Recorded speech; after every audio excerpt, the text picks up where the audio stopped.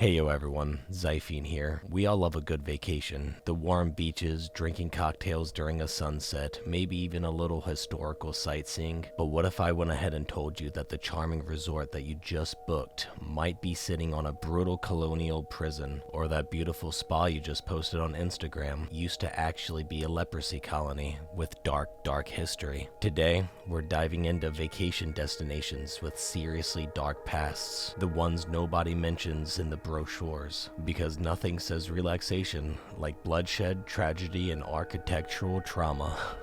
Bali, Indonesia, paradise with a body count.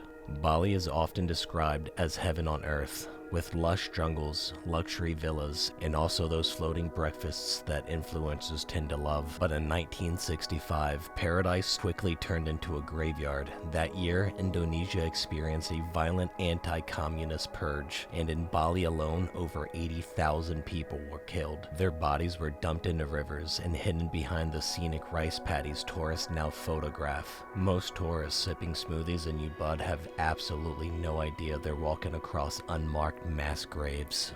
Chernobyl, Ukraine. Chernobyl is probably one of the most infamous disaster sites in modern history, and yes, you can actually book a tour of it. After the 1986 reactor meltdown, the nearby city of Pripyat was evacuated within hours, leaving behind an eerie Soviet time capsule, schools still full of notebooks, dolls scattered on beds, Ferris wheels frozen mid-swing, and the radiation is still there, but it's in low enough doses that they say it's safe for short visits. And now thousands of tourists walk throughout the exclusion zone every single year in hazmat suits. And sure, it's educational, but let's not forget this was one of the worst nuclear disasters in the entire history, with long-term effects still impacting generations to come. You're not just sightseeing, you're standing in the shadow of human error. The Cecil Hotel, Los Angeles, deaths on every single floor.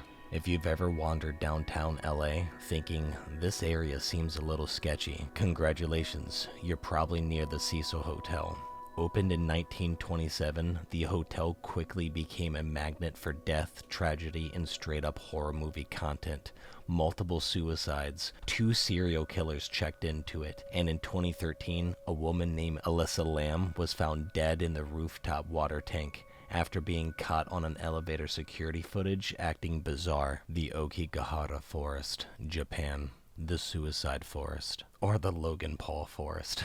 Let's be clear. Japan is absolutely beautiful, and Mount Fuji is a must-see. But nestled at its base is the Okigahara Forest, a forest so quiet and dense it's been nicknamed the Sea of Trees. However, it's also known for something far darker.